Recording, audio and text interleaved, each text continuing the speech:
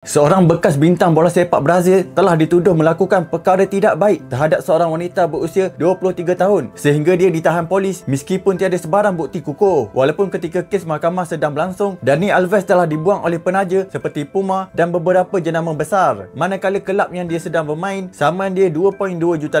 Yang lebih menyedihkan, isterinya iaitu seorang model telah mempertimbangkan untuk failkan cerai. Apabila kes dibicarakan, mahkamah jatuhkan hukuman berat 4 tahun 6 bulan penjara serta perlu membayar £150,000 kepada perempuan itu. Walaupun Dani Alves tidak pernah mengaku salah dan menegaskan dia tidak pernah melakukannya, tapi kejayaan dan reputasinya telah musnah sehinggalah pada Mac 2025 apabila mahkamah menyemak balik kes itu, pendakwa raya mendapati banyak benda yang tak konsisten kerana cerita perempuan itu berubah-ubah. Ditambah bukti forensik dan CCTV tidak selari, tak ada bukti yang kuat pun sebenarnya. Oleh itu, dia telah dibebaskan selepas 839 hari. Sementara itu, wanita itu masih bebas tanpa dikenakan cas tuduhan palsu. Komen pandangan korang.